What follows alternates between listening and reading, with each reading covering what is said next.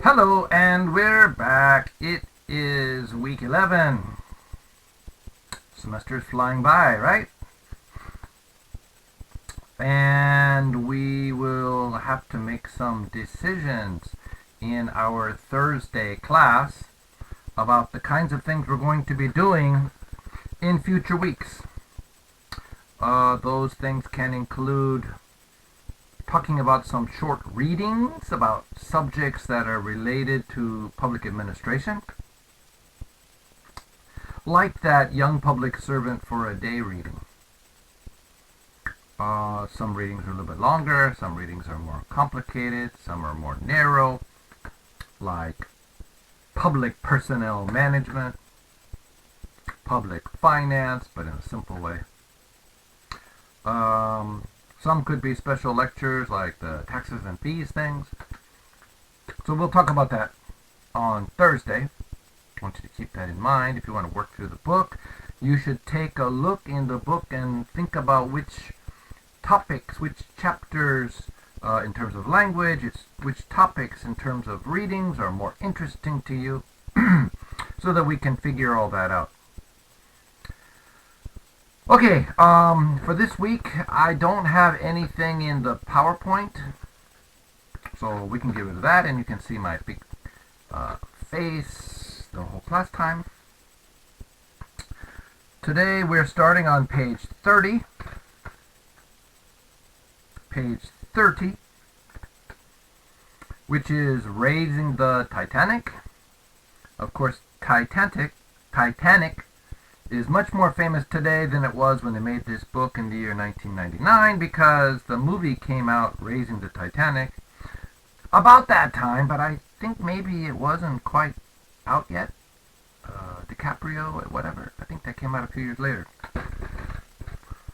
But the idea of raising the Titanic goes back to since it sunk. You know, we should be able to lift the giant ship out of the sea where it had crashed. And the sense of it is that once something sinks, we should raise it back. And the Titanic being such a great, large, fantastic ship that we couldn't imagine sinking, raising it up sounds like a lot of work, but it also sounds like something that we should do. And by the way, if you paid much attention, you know that we haven't raised the Titanic. We have brought some things up from there, but the whole thing we haven't. Earlier in this chapter, the pages before, page 28-29, we looked at graphs. So this is a chapter kind of about business. Remember, the topic of the chapter is turning a company around. So if we could imagine that a company has sunk, then we want to raise it back up. That's raising the Titanic. So I'm going to read it for you, but following good TOEIC style, what we should do is take a look at the questions before we start the reading. Don't try to answer it, just look at the questions. So let's take a look at the quick questions. I'm going to talk really fast right now to push you a little bit, but you can read along with me. Number 2, match the beginnings and endings of the sentences according to the article. We're just going to look at the beginnings because as I've guided you about doing TOEIC or whatever, you should look at the questions, but don't look at the possible answers, because it just confuses you. You look at the questions so you know what to look for in the reading. Then it's your choice whether you want to read the article, stop, answer the question that you know you saw, and then keep reading, or whether it's better style to read the whole thing.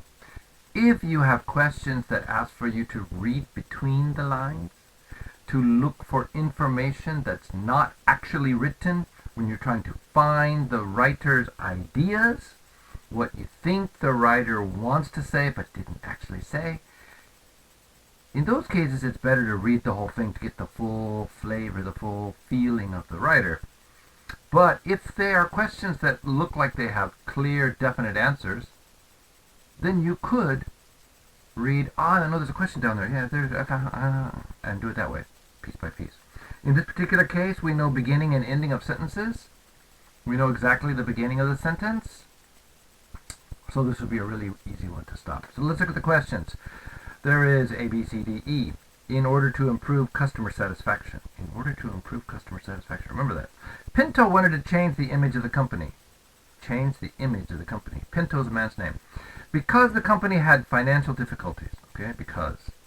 Reason. Vareg's routes were unprofitable. Vareg? Ah, Vareg is the name of the company. In order to improve Vareg's computer systems. Alright, so those are the 5 starts of sentences and they have to match up. We could even try to look at this and maybe try to do it before we read. In order to improve customer satisfaction. It says to read. Oh, Pinto gave bonuses. Bonus for customer satisfaction. Customers are getting rewards because customers are happy. Okay, I understand that. B, Pinto wanted to change the image of the company, so he discontinued some of them. Discontinued some what? It's not part of the image. Pinto invested in new technology. Change the image, technology. Well, that's possible. Pinto wanted to change the image of the company, so he redesigned the logo. Image? Logo? Maybe. Pinto wanted to change the image of the company, so he sold some of their airplanes. I'm not sure that really works. So we can see that just trying to guess maybe is kind of hard. We better read it. Alright, I'm talking fast. This time I'm talking fast. So let's give it a read. When Fernando Pinto became CEO of Varig Enterprises in January 1996, the job of turning the company around was compared to raising the Titanic. The company was behind in every way, and employee morale was at an all-time low. Pinto's office did not even have a computer, just a typewriter. In 1996, remember Windows came out in 95. And my first computer was when I was a graduate student in 1985? Yeah, it must have been 1985. 1985, my first computer. DOS. The company was behind in every way, and employee morale was at an all-time low. Morale? This is not something we can guess very well. Morale actually means our feeling about ourselves, our feeling about our team, our feeling about our company. We're very depressed, we're very sad, morale would be very low. Or, we think we're doing great, everything is awesome. Ooh, Lego movie. Everything is awesome. Yeah, right, okay. Anyway, morale means how we all feel about ourselves, our team, our company. We have good spirit or bad spirit. Morale was at an all-time low. Paragraph 2. Pinto immediately announced a plan to revolutionize the company. Revolutionize? Revolution, to fight against the old way. What was it? 1919? The Korean had a kind of a revolution against the Japanese. It didn't work, but there was this kind of revolution. Pinto immediately announced a plan to revolutionize the company. Focusing first on customer satisfaction, he gave bonuses to employees who met company goals of improved service. Aha, so there's one.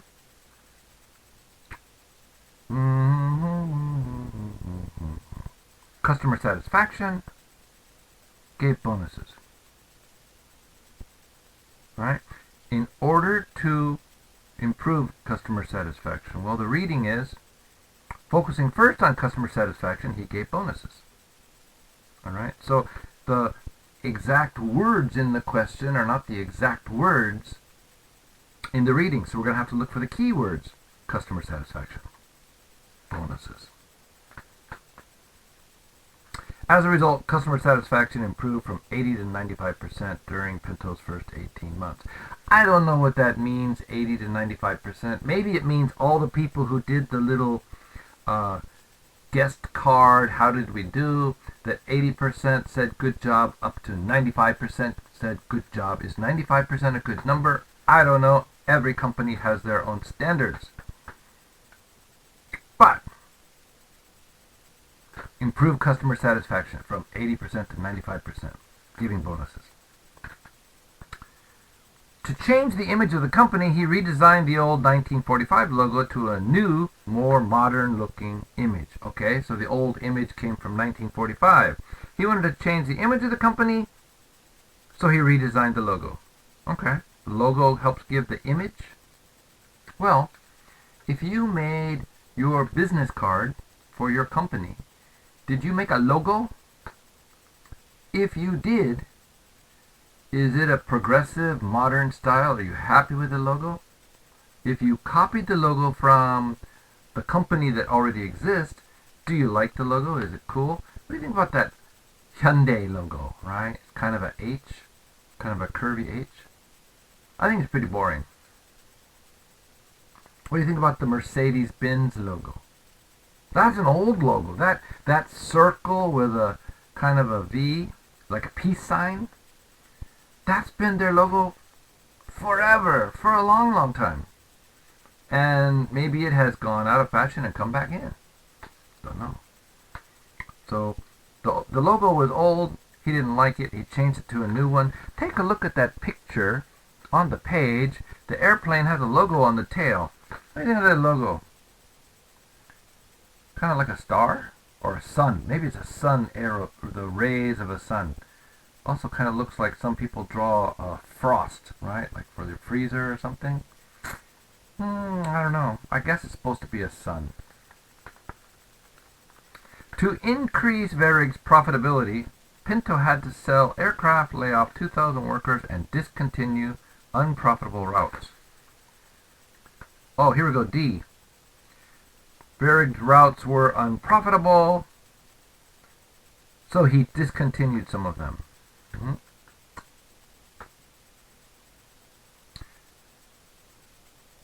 Finally, Pinto brought Vareg into the modern era by purchasing 5,500 new computers, and he invested $30 million in computer software to increase efficiency.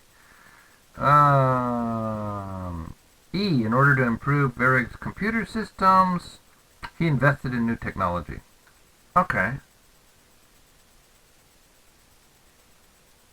Although Vareg continued to have problems, the turnaround was considered a success. In 1999, Pinto was elected Businessman of the Year by Brazil's National Commerce Federation. Vareg also won the World Travel Award for the best airline in Latin America that year. Missing one. Because the company had financial difficulties. C. Vareg. Oh, we got that one. Yeah. Roots, computer, image, improve. Okay, we got them all. So that's one way to do it. Read the questions so you know what to look for. Then as you're doing the reading, stop, jump in, and answer the questions. And the other way, of course, would be to read the questions, read the whole thing, then go back to the questions, and try to remember the answers.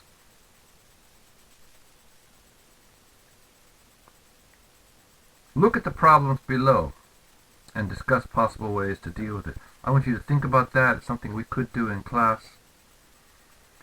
Increasing competition, well, if you want to work in the public sector, that's probably not a problem, except in the case where, as I mentioned once upon a time, if your city has a swimming pool and then the YMCA or a health center or something opens a new swimming pool, suddenly you have competition. You want to make enough money in the city swimming pool to pay for your part-time staff, pay for the swimming pool maintenance. Maybe the swimming pool is supposed to be a profit center. A profit center. A profit center is a part of a business or organization that's supposed to make money. Help support another part of the organization. That the city built the swimming pool and that's the city's money. But everything after that, maybe you say the swimming pool should break even. The fee should be high enough. The swimmers should be enough so that we don't have to worry about paying for part-time staff. Maybe there's a couple of full-time city workers there. Maybe the city pays for them, but all the part-time staff, the cleaners, the safety guards, taking care of laundry if your swimming pool offers free towels, everything else should be paid for out of the money that the swimmers pay. That would be a profit center. Low employee morale. What do you do when workers are sad? Well, if you're studying your public personnel management, your human resource management, what do? Human resources is more than just keeping papers. Managing the hiring and the firing and double checking to make sure that people got paid on time and that their retirement program is set up right. What do you do for low customer satisfaction or low citizen satisfaction? If citizens are not happy with the Sheeman Service Center, and you have a kind of a survey or a questionnaire, and people go like, no, service sucks, it's terrible. Well, what do you do? What do you do if you have a bad public image? Of course, the mayor is really worried about this, because if the mayor or the president, the governor has a bad public image, well, he won't get reelected. President doesn't have that problem, right? Once he's elected, he's in.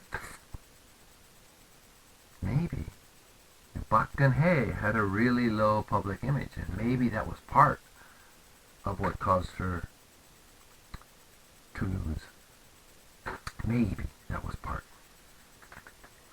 So think about these things and other issues related to an organization that's having problems. How do you turn it around?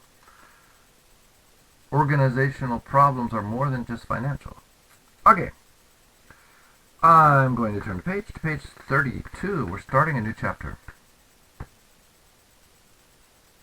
And this is a chapter we might not spend a lot of time on. Processes. I mentioned in our Zoom class last time that when I did my teacher certificate, this was one of our earliest assignments, and it was really hard. I'm not going to give it to you as an assignment because it's really hard. Even in your first language. I did my project in my first language. But the challenge is there. So let's look at the objectives. To describe a sequence of events. To describe and compare processes, how things happen. And to respond to questions about shipments and deliveries. We're not going to worry about that last one too much. All right. So, in previous semesters, I have given an assignment of how to do something in English over the phone. Explain how to do something over the phone, which was my school assignment. But this semester is a little bit different, so I'm not going to assign that. Let's take a look at the 4 pictures here. Orange juice, the production process. You see picture 1, picture 2, picture 3, picture 4. Picture 1, we see it's a bunch of oranges on a conveyor belt. Convey means to carry, to move. So this is some kind of system that's moving oranges. And we see somebody standing there. Part number 2, we see a bunch of oranges in a funnel. Looks like those oranges should be going down into something, or maybe they're weighing something, not quite sure. Picture number 3, we see orange juice in a box. And picture number 4, we see somebody who is putting in or taking out orange juice from a truck. Assignment number 1, look at the pictures from the Tropicana plant. Tropicana is a brand of orange juice. You can find it in Korea a little bit, but Minute Maid is much more common. Then number the steps below in the correct order. A, B, C, D. Pictures 1, 2, 3, 4. And number 1 is started. When the fruit is received at our plant, it is washed and sorted. So I guess these folks in picture number 1 are looking at oranges and maybe saying, oh no, that one doesn't belong there. But that's all we can tell. So A says then the juice is put into containers. C says next the oranges are put into machines that remove the juice. And D says finally our juice is distributed all over the world. Give you 15 seconds. 4 pictures. A, B, C, D. Go.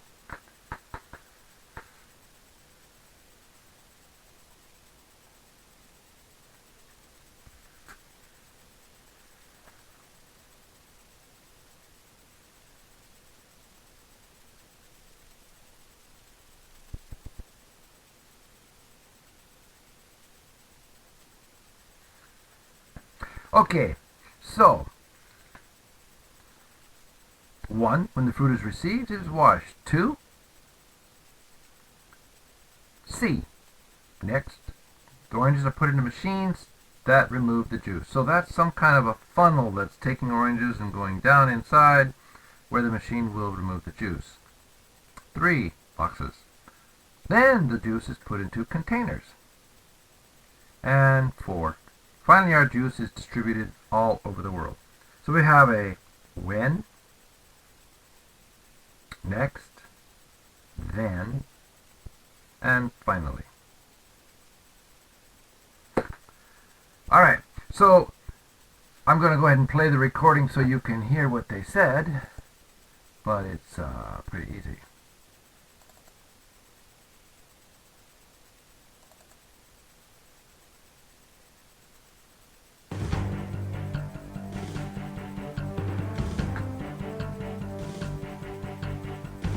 Unit 6, Describing Processes.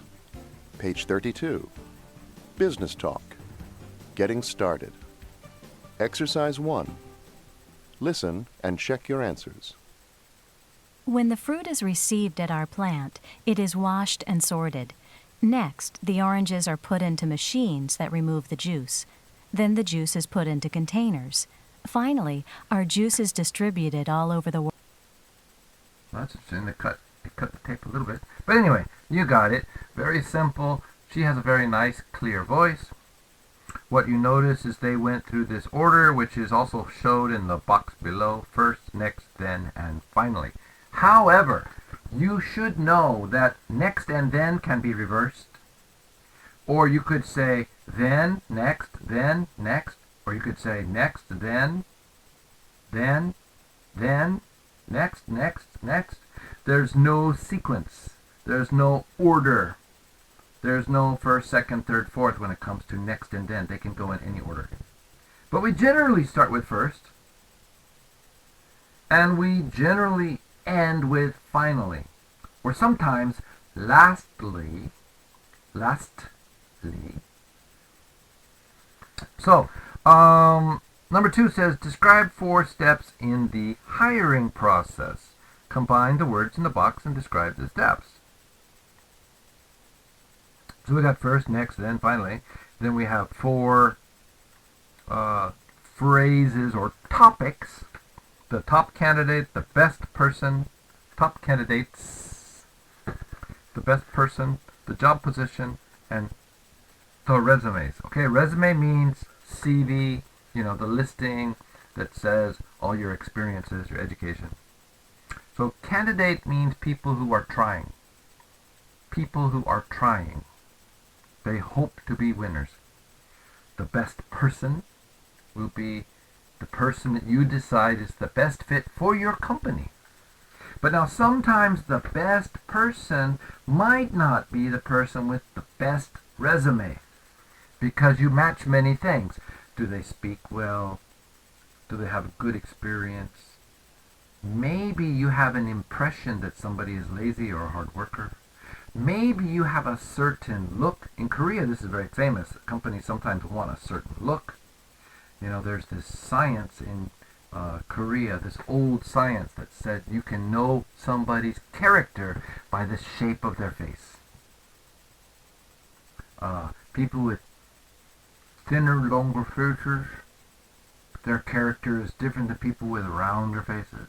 People whose eyes slope down, people whose eyes are narrow. There's all these different ideas.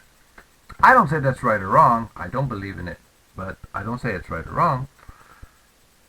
So the person who has all these different qualifications, you go, okay, that's definitely the right person, but I don't think he's going to work well with our team. Don't think he's going to work well with our team. So last week, in fact, our 행정학과 was doing interviews for a new professor. We lost 2 professors last semester. In January, 2 professors left. And we have another professor who is retiring. So we're losing 3 professors. So we're trying to hire 1 now. Last week, we did interviews.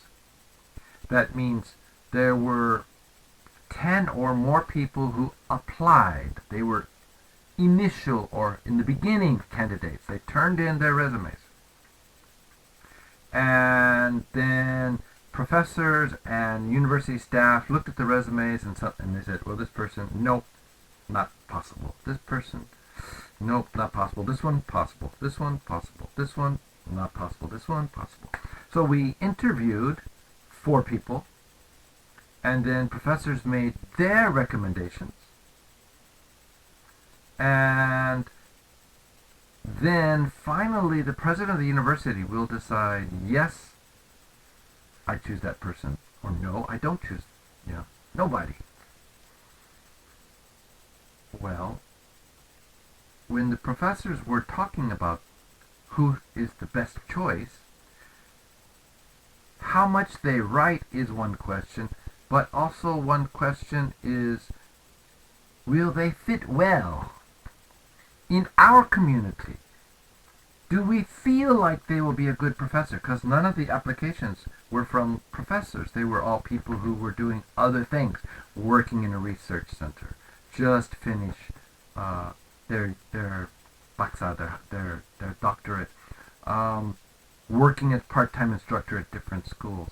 So nobody is a professor at another university and we can say, we know that that person's going to be a good professor in our school. So we don't know.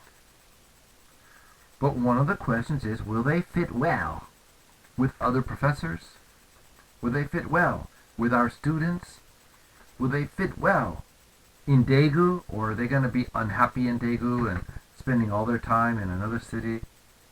All these things we want to try to decide. And it's not perfect, because we can't know everything. We can only guess.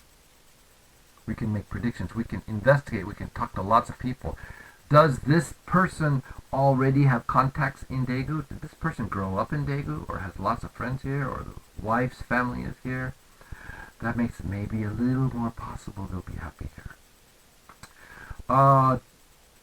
Is this person somebody who seems to be friendly and kind and will get along with people? Or does this person seem like they're very fussy? It's like, no, my way is the right way, and if it's not my way, then it's not. No, that's hard to work with. So sometimes. So if we're trying to describe the hiring process, we see the example. First, the job position is advertised. We put it up on the website, we put it in newspapers, we put it in some other websites where professors who know, or people who want to become professors can find, Gamyeong University is looking for a professor in the public administration field. First, the job position is advertised. Next, as I said, the resumes come in and the resumes are reviewed. Yeah, it looks pretty good. I don't know about that. Maybe we better call that organization to confirm this information. So we're reviewing, we're double checking. View means to see. Review means to see again. We're checking and rechecking. Then the top candidates are interviewed. So we had 10 or more applications. Actually, I don't know how many applications total, but I heard it was something like 10. Then we interviewed 4. Finally, the best person is offered the job. Here's the job. Do you want it? And sometimes what happens is the person says, another company is offering me a job, and they pay better, or it's in a different city and I want to work in that city, or I heard from more people about your company and I decided that I want to be there. So the best person is offered the job, but that's no guarantee they take it. Alright, that's number 2. Okay, take a look on page 33. There's a dialogue.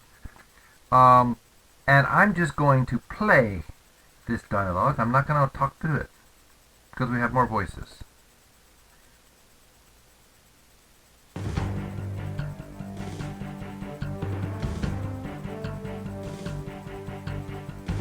Page 33.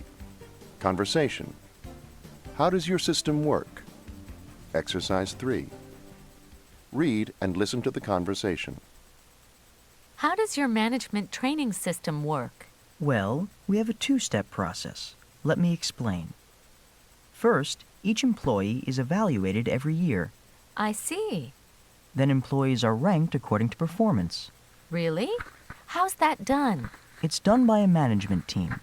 The idea is to find and train future managers. That's an interesting system. Okay. Listen again and repeat. Remember fast tracking? Fast tracking was when, from earliest days, certain employees are identified as being maybe possible future leaders, so we give them more opportunities for success. Well, that doesn't work if you don't have regular evaluations. Formal evaluations maybe, or maybe informal, which means kind of more casual, like clothing. Informal can mean there isn't an official document or an official test, but people kind of go like, yeah, oh, that was a nice job. I'm just going to make a little memo here. He did a really nice job with it. Or, oh, I'm really disappointed that we gave him a chance and he didn't turn in the report on time. We asked him to. So these very soft talking kind of things are very informal, not official, make a rock. The document is written down, but it's not told in advance. We're going to do an assessment next week. We also have the formal assessments, which is possibly the style of, okay, Mr. Jones, next week, Wednesday, 1 o'clock, you're going to sit down with me, I'm your supervisor, and we're going to discuss your performance of the past year. I want you to think about the things you have done well, the things you have not done well, and make some notes. So when our discussion starts, I want you to start by telling me your successes and your weak points, and also tell me what you think you need to do to move to the next level, to get that promotion, to go where you want to go. And then I'll share with you what I see, and we'll see how we agree and how we don't, because you understanding how you're doing is very important. It's not just my evaluation of you. We want you to understand how you're doing so that you can continue and self-improve without too much guidance.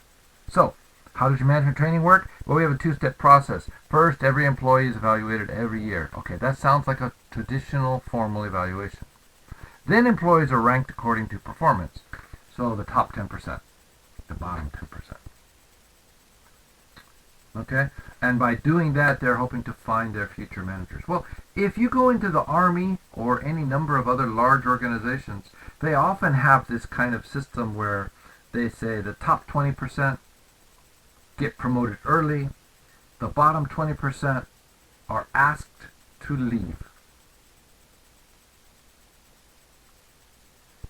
You don't have a future with our company. If you're in the military, if you're an officer, they'll say, you have no future, we're going to retire you. But I'm only captain, I'm only 3rd rank, and I really need to be colonel, 5th rank in order to retire with money. I've only been in 15 years. Yeah, 15 years and you haven't been promoted and you're not going to get promoted. You're not making it. Okay, so some people who want to be 20 years plus in the military, they get pushed out early because they're in the bottom 20%. If you're in the top 20%, you get promoted early. We're going to make you major. But I've only been a captain for 5 years. It's usually 7 or 8, right? Yes, but you've done a great job and we're promoting you early. Yahoo! Top 20%, bottom 20%, 60% in the middle follows the regular track. So we got the fast track, the regular track, and the get out track. How does this alternate version, how are your managers selected for training? Well, we have a 2-step process. Here's how it works. Okay, let me explain sounds more formal and more teacherly, and I'm the boss. And here's how it works sounds more friendly and casual. First, we review each employee. Okay, we're going back. View means to look, review, look again. We're looking back over how they've done. See. After that, employees are ranked according to performance, top, bottom. Really? How do you do that? Again, more casual style. How do you do that? It's done by the management team. The purpose is to find and train future managers. That's an interesting process. Okay. That's not hard. Nice little idea. The language is not hard. Some of the words might be a little hard for you to say. Okay. So that complements the fast tracking we did before. Turn the page. Page 34 is a listening assignment, and we're going to do that. Right? Page 40, recording number 44.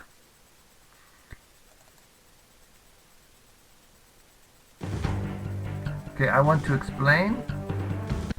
UPS is a package delivery company. United Parcel Service, I think it is. It's a tech-pay company in US, and they ship internationally. I've gotten packages here in Korea that were sent from the US through UPS, and the UPS plane landed in Seoul, but then a local company took over because UPS doesn't have delivery here. DHL is another international company, and they also deliver into Korea. DHL used to have an office in Daegu. I don't know if they still do.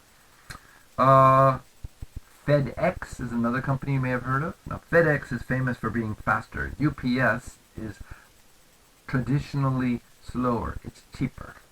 So often when you buy something in US through the mail order or online ordering, very often they'll give you a couple of choices, and one choice will be a little bit slower, a little bit cheaper, and very often that's UPS. Alright, so Page 34. Business connections. Listening. Customers rely on our company. Exercise 1. A manager at UPS is explaining the delivery process. Listen and number the steps from 1 to 5. Every day, customers around the world rely on UPS to ship their important packages and documents. Here's how the system works. The first step in the process is pickup. Most packages are picked up directly at a company or a customer's home. But customers can also take a package to a nearby service center. The package is then taken to a local operating center and unloaded. Next, the package is taken in a larger vehicle to a hub. What is a hub? A hub is a place where the packages are sorted according to their final destination. At the hub, the package is carefully unloaded and sorted by address, put on a conveyor belt, and sent to the other end of the hub. Then the package is taken off the conveyor belt and loaded on a truck or van for local delivery or for shipment elsewhere. Each package is always double-checked to make sure that it is sorted correctly. okay. 1. The package is picked up. Or somebody could drop it off at the local center. A major center, a major city would have a drop-off center in the downtown area, and maybe 1 or 2 other drop-off centers if the city's quite large. And then there is the number 2, the package is taken to a local operating center. The operating center would probably be outside of downtown, but very possibly near the airport or near an airport. Many cities have more than one airport, right? Seoul actually has 3 airports. One airport doesn't carry passengers, so you don't know about it. I don't mean the cargo terminal at Gimhae. I don't mean the cargo terminal at Incheon. There's actually a Seoul City airport for smaller planes and commercial planes. So it's taken to the local operating center. That's number 2. Then 2E. Then 3 is D. The package is taken to a hub. A hub, think of a bicycle. You got a bicycle, and there's all these little wires that come from the outside of the bicycle tire, or the wheel, into the middle. And that's where the bicycle connects.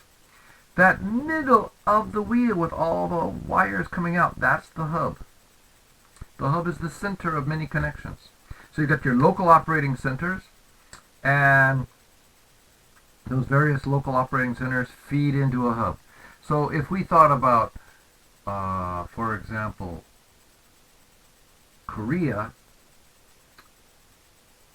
a city like Daegu with a lot of TechPay companies, or like CJ TechPay or something like that, they have a lot of local operating centers. Maybe in every gu in Daegu has its own center, not just a drop-off point, but a center.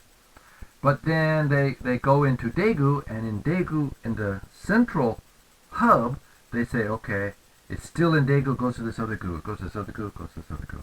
Or they say, oh, it's in Seoul, so now we have to put it on a truck or a plane that's going to Seoul. So we have a different level.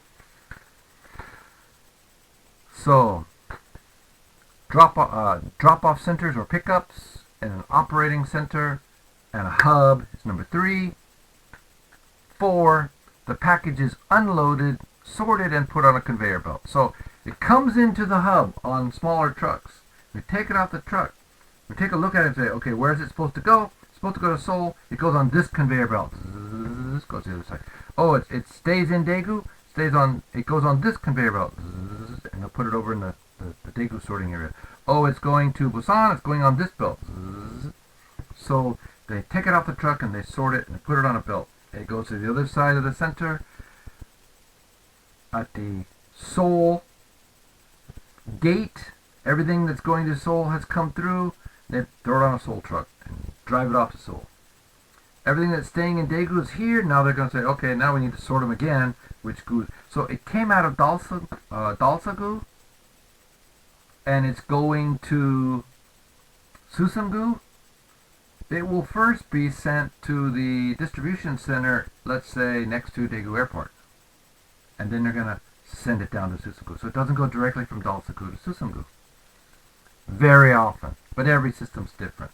The hub idea is that all the local centers send it to the hub. The hub does the sorting. So the local operating centers don't sort. They just collect and ship it off.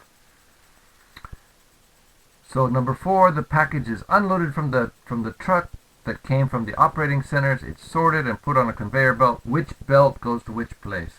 The Daegu, inside Daegu belt, the going to Busan belt, the going to Seoul belt, and maybe there's an international belt. Number 5, the package is taken off the conveyor belt and loaded onto the truck for local delivery. If that's, if it's staying in the city. All right. A, B, C, D, E. 1, 2, 3, 4, 5. Now, part 2. Fill in the blanks with words from the box. We've got double checked, right? Check it again, double checked. Loaded. Put it on the truck. Sorted. This one goes there, this one goes there. Taken. Take. PP. Taken. And unload. So if you load it on the truck, gotta unload it, right? Read it. Give it a try.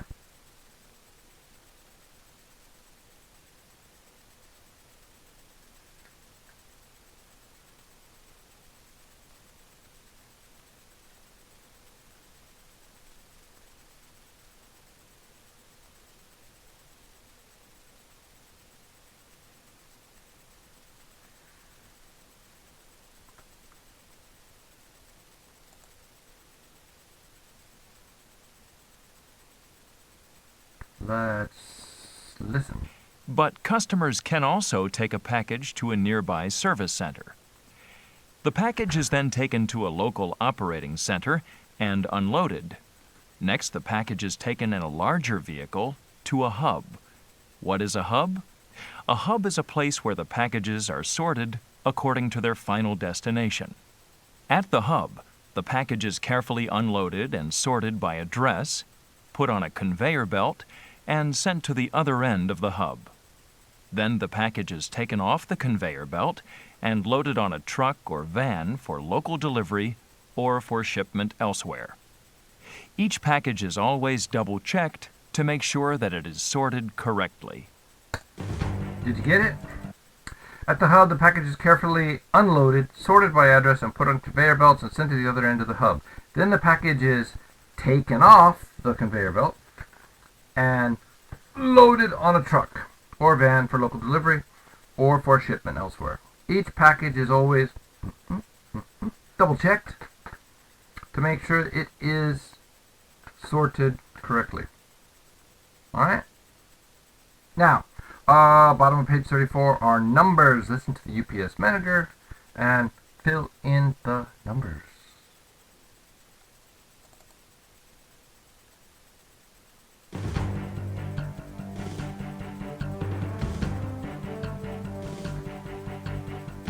Page 34.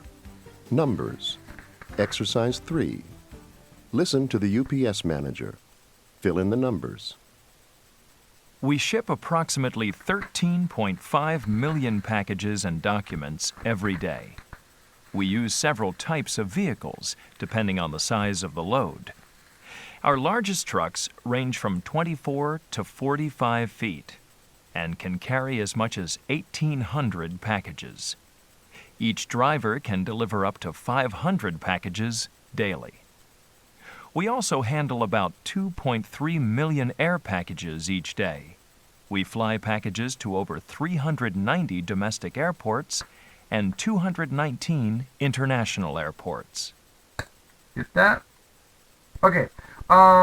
Many of you may not be familiar with inches and feet and etc. So let me pop one up for you. Really quickly. There are 12 inches in a foot, 3 feet in a yard. Now how does that work for you? Well, 1 inch equals 2.54 centimeters. And there are roughly 39 inches equals 1 meter.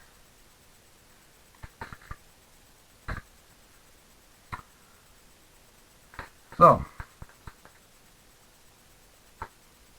what do we got here? A truck is volume approximately 135 million packages and documents every day. Truck size 24 to 45 feet. So 24 feet is going to be about 7.5 meters long. Something like that. I'm not sure quite exactly. I'm doing it off the top of my head. I'm an American. We work in feet. To 45 feet, well, if you just divide it by 3, you come up with 15 meters.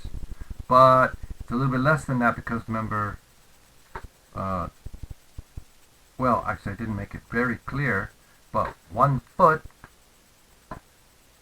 is a little bit less than 30 centimeters.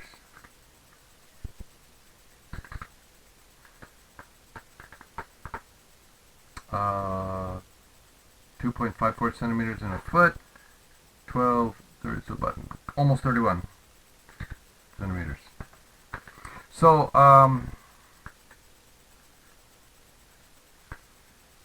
something like that. I don't remember exactly. I could tell you if I calculate it right. 2.54 times 12, 31, 32. So 45 feet is going to be 14.5 maybe. 14.3 meters, something like that. Alright.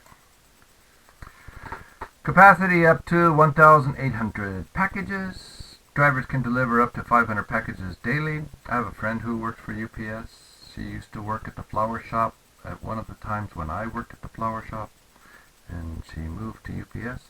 Number of air packages, about 2.3 million each day. They have a large aircraft fleet, a fleet of aircraft. Their aircraft don't carry people, they just carry packages. Up to 390 domestic airports they deliver to. Domestic, right, in U.S. and up to 219 international airports, and they do fly into Seoul. So, that's what you've got in that listening. Now it is, boom, boom, boom, 50 minutes of recording. That's long enough for tonight. We will do the process, page 35, and we will do the